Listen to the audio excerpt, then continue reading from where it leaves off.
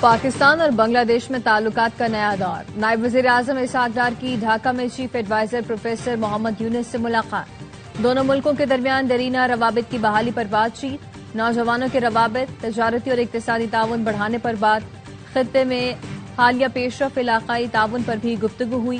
سفارتکاروں اور حکومتی اہلکاروں کے لیے ویزا ختم کرنے کا معاہدہ۔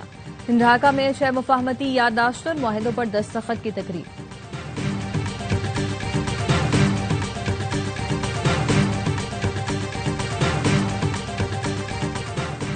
پاکستانی افواج پاک چین دوستی اور تعاون کی مضبوط محافظ ہے۔ چین کے وزیر خارجہ وانگ یی کہتے ہیں پاک فوج نے ہمیشہ دونوں ملکوں کے درمیان اہم اتفاق رائے پر عمل درآمد کی بھرپور حمایت کی۔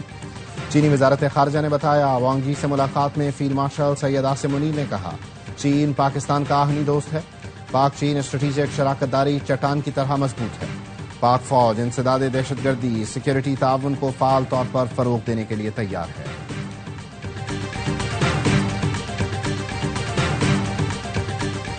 اور خیبر پختونخوا میں پھر آندھی اور طوفانی بارش سے تباہی۔ ڈیرہ اسماعیل خان میں مختلف حادثات میں ماں بیٹے سمیت 8 افراد جاں بحق، 50 زخمی۔ متعدد مقامات پر درخت، بجلی کے کھمبے، سائن بورڈز اور اسٹریٹ لائٹس گر گئیں، راستے بند، شہر میں بجلی کی فراہمی معطل۔ مردان میں چھت گرنے سے ایک شخص جاں بحق، باپ بیٹا زخمی۔ سوات، بنوں، لکی مروت، کرک، مانسہرہ، ایبٹ آباد اور آزاد کشمیر کے مختلف شہروں میں بارش۔ گلگت بلتستان میں بھی آندھی اور طوفانی بارش سے تباہی۔ نائب وزیر اعظم اسحاق ڈار کی بنگلہ دیش میں اہم ملاقاتیں۔ اسحاق ڈار کی سابق وزیر اعظم بیگم خالدہ ضیاء سے ملاقات میں دو طرفہ تعلقات پر بات چیت۔ اسحاق ڈار نے وزیر اعظم شہباز شریف اور پاکستانی عوام کی جانب سے نیک خواہشات کا پیغام پہنچایا۔ نائب وزیر اعظم اسحاق ڈار امیر جماعت اسلامی بنگلہ دیش ڈاکٹر شفیق الرحمان سے ان کے گھر پر ملے۔ پاکستانی قیادت کی جانب سے نیک خواہشات کا پیغام پہنچایا۔ اسحاق ڈار سے گزشتہ روز پاکستانی ہائی کمیشن میں مختلف سیاسی جماعتوں کے رہنماؤں نے ملاقاتیں کی۔ بنگلہ دیشی رہنماؤں نے تعلقات میں گرم جوشی پر خوشی کا اظہار کیا۔ اسحاق ڈار دورہ بنگلہ دیش مکمل کر کے جدہ جائیں گے۔ OIC وزرائے خارجہ اجلاس میں شرکت کریں گے۔ اجلاس میں فلسطین کی تازہ صورتحال پر غور ہوگا۔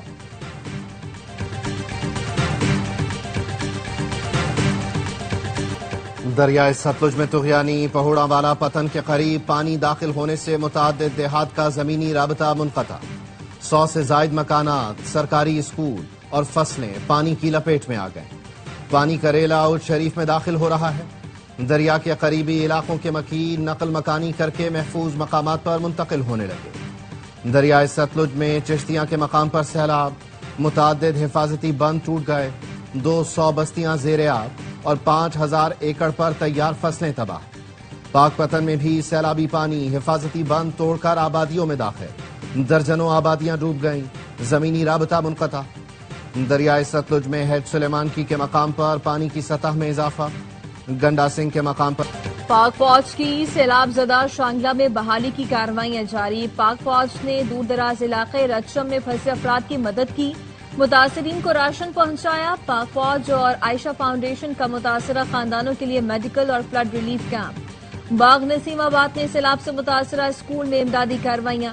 پاک فوج متاثرین کی مکمل بحالی تک امدادی کارروائیاں جاری رکھے گی۔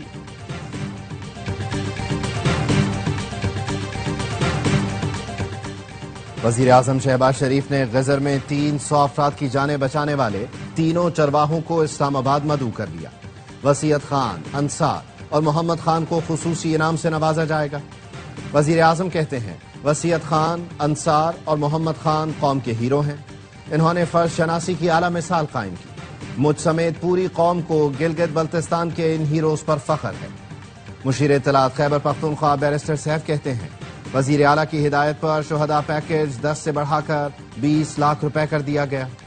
سروے مکمل ہوتے ہی متاثرہ گھروں کے مالکان کو معاوضہ دیا جائے گا۔ اب تک 307 شہداء کے لواحقین کو چیکس دیے جا چکے ہیں۔ ملک کے مختلف حصوں میں 30 اگست تک شدید بارشوں کی پیشگوئی، سیلاب اور لینڈ سلائیڈنگ کا خدشہ، NDMA نے الرٹ جاری کر دیا۔ اسلام آباد، خیبر پختونخوا اور پنجاب میں آندھی اور تیز ہوا کے ساتھ شدید بارشیں متوقع۔ KP میں ممکنہ بارشوں کے باعث ندی نالوں میں طغیانی، جبکہ پہاڑی علاقوں میں لینڈ سلائیڈنگ کا خطرہ۔ آزاد کشمیر اور گلگت بلتستان میں بھی شدید بارش کا امکان۔ کراچی، ٹھٹھا، سجاول، بدین اور تھرپارکر میں بھی 27 سے 30 اگست تک شدید بارشوں کا امکان۔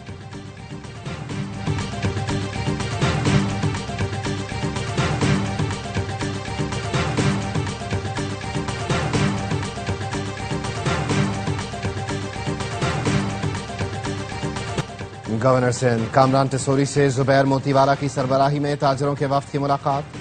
وفد نے انفراسٹرکچر کی خستہ حالی، سیوریج اور صنعتی علاقوں میں بجلی بندش کے مسائل سے آگاہ کیا۔ مسائل کے حل کے لیے فوری اقدامات کی بھی اپیل کی۔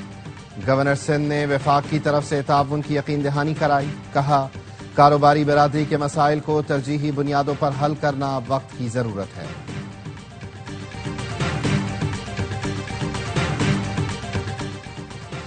کیس ٹاؤن کو روڈ کٹنگ کی مد میں کتنی رقم ملی، کتنی سڑکیں بنی، وزیر اعلی سندھ نے تحقیقات کا حکم دے دیا۔ دستاویز کے مطابق سوئی صدرن نے کراچی کے 20 ٹاؤنز کو روڈ کٹنگ کی مد میں 13 ارب 43 کروڑ روپے دیے۔ پوچھنے پر بتایا گیا بیشتر روڈز بنا دیے گئے ہیں۔ وزیر اعلی سندھ کہتے ہیں کس کو کہیں بھی ٹاؤن کی طرف سے بنایا گیا روڈ نظر نہیں آیا۔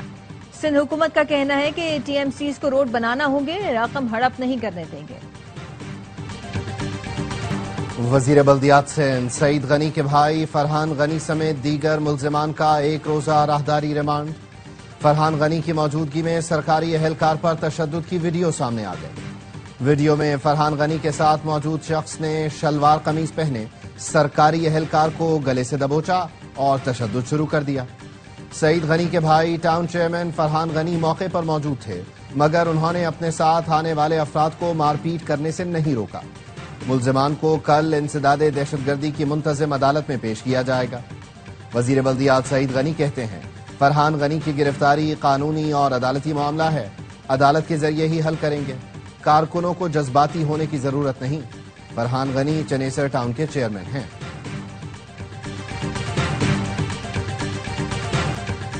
ربیع الاول کا چاند نظر نہیں آیا۔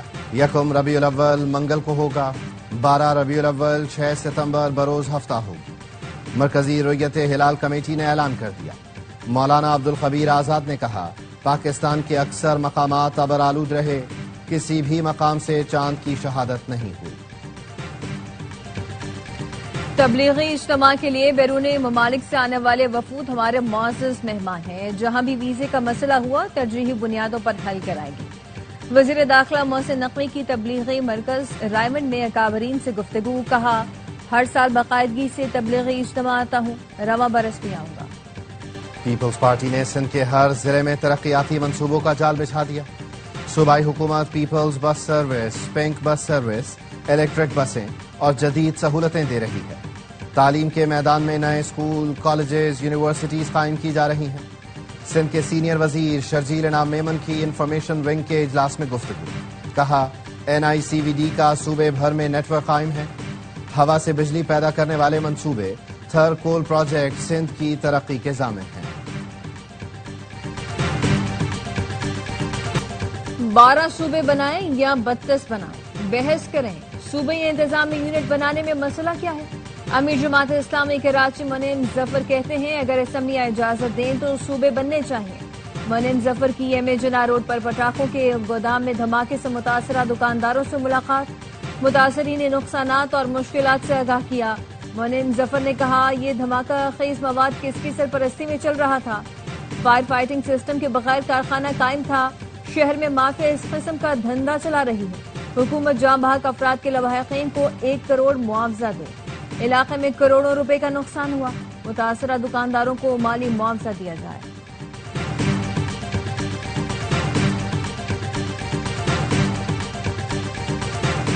Sindh boards of intermediate and secondary education second ترمیمی بل پر گورنر کا اعتراض۔ کامران ٹیسوری نے ترمیمی بل پر اعتراض لگا کر واپس بھیج دیا۔ سیکشن 15 کی ذیلی شق 1 میں تبدیلی کی تجویز ناقابل قبول قرار، متعلقہ شق کو غیر ترمیم شدہ ہی رہنے دیا جائے۔ گورنر سندھ کامران ٹیسوری کا بل پر موقف۔ موٹر سائیکل اور گاڑیوں کی نمبر پلیٹ اب ذاتی ملکیت ہوگی۔ نمبر پلیٹ شناختی کارڈ سے منسلک ہوگی۔ وزیر اعلیٰ سندھ نے محکمہ ایکسائز کی سمری پر دستخط کر دیے۔ محکمہ ایکسائز سندھ کا کہنا ہے گاڑی فروخت کرنے پر پہلا مالک اپنی نمبر پلیٹ اتار لے گا۔ گاڑی خریدنے والا اپنی نمبر پلیٹ پر گاڑی آن لائن رجسٹرڈ کرائے گا۔ فیصلے سے چوری، دہشت گردی سمیت دیگر جرائم کی روک تھام میں کمی ہوگی۔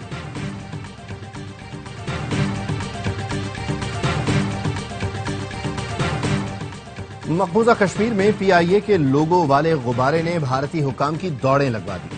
کشمیر میڈیا سروس نے بتایا، نیو بستی علاقے میں اس وقت غیر معمولی صورتحال پیدا ہوئی جب فضا میں پی آئی اے کے نشان والا غبارہ دکھائی دیا۔ بھارتی فورسز نے علاقے کا محاصرہ کر لیا۔ ہائی سیکیورٹی الرٹ پر مقامی شہریوں نے طنز کرتے ہوئے کہا، بچوں کے کھلونے نے پوری فوج کو الرٹ کر دیا۔ خوفزدہ بھارتی فوج بے ضرر کھلونوں کو بھی دشمنی کی اینک سے دیکھتی ہے۔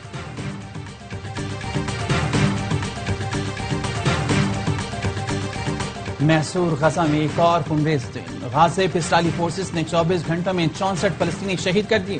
امدادی مراکز پر 19 افراد صہیونی درندگی کے نشانہ بن گئے۔ غزہ شہر، رفح، خان یونس اور دیر البلاح کی خیمہ بستیوں پر بمباری۔ شہید فلسطینیوں کی مجموعی تعداد 62,686 ہو گئی۔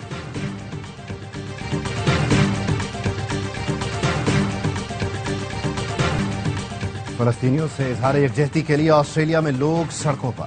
سب سے بڑی ریلی سڈنی میں نکالی گئی۔ میلبرن اور ایڈیلیڈ میں بھی فلسطین کی آزادی کے نعرے۔ ارکان پارلیمنٹ کی بھی شرکت۔ اسرائیلی دہشت گردی کی مذمت۔ آسٹریلوی حکومت سے فلسطین کو فوری تسلیم کرنے کا مطالبہ کیا گیا۔ بیلجیم کے دارالحکومت برسلز میں بھی لوگ سڑکوں پر۔ فلسطینیوں کی نسل کشی روکنے کا مطالبہ۔ فن لینڈ کے دارالحکومت میں لوگوں نے انسانی زنجیر بنا کر فلسطینیوں سے یکجہتی کا اظہار کیا۔ اسرائیل سے مالی معاملات ختم کرنے کے لیے برطانیہ میں بینک کے اندر دھرنا۔ مظاہرین نے حکومت سے اسرائیل سے تعلقات منقطع کرنے اور ہتھیاروں کی فراہمی روکنے کا مطالبہ کیا۔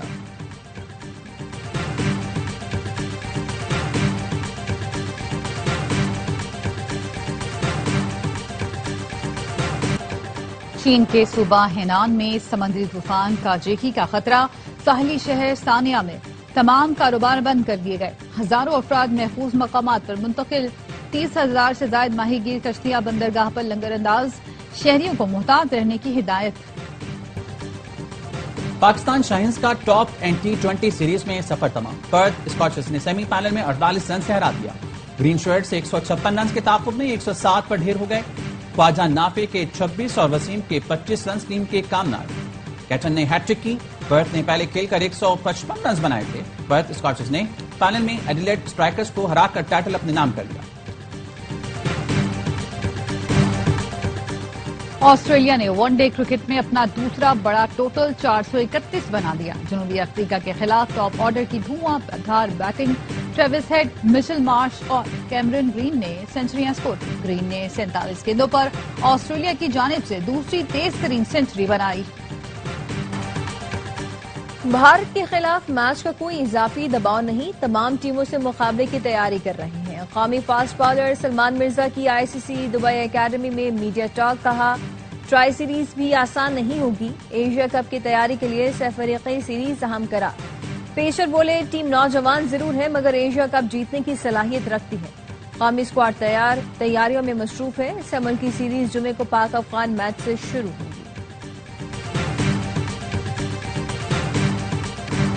گوجرانوالا میں نیشنل کیڈٹ ریسلنگ چیمپئن شپ۔ نوجوان پہلوانوں نے خوب داؤ پیش دکھا کر طاقت کا مظاہرہ کیا۔ چیمپئن شپ میں 200 سے زیادہ پہلوانوں کی شرکت۔ فاتح پہلوان انٹرنیشنل چیمپئن شپ میں شرکت کریں گے۔ نیشنل چیمپئن انعام بٹ کہتے ہیں، چیمپئن شپ کا مقصد نوجوانوں کا ٹیلنٹ اجاگر کرنا ہے۔ تقریب کے اختتام پر کھلاڑیوں میں انعامات تقسیم کیے گئے۔ اور حضرت پیر مہر علی شاہ کے سالانہ عرس کا آغاز۔ ملک اور بیرون ملک سے زائرین کی بڑی تعداد پہنچ گئی۔ دربار پر درود و سلام اور محفل سما کی محافل کا اہتمام۔ عرس کی تقریبات کل بھی جاری رہیں گی۔ اختتامی دعا کل بعد نماز عصر ہوگی، اس سے پہلے مزار کی چادر پوشی کی جائے گی۔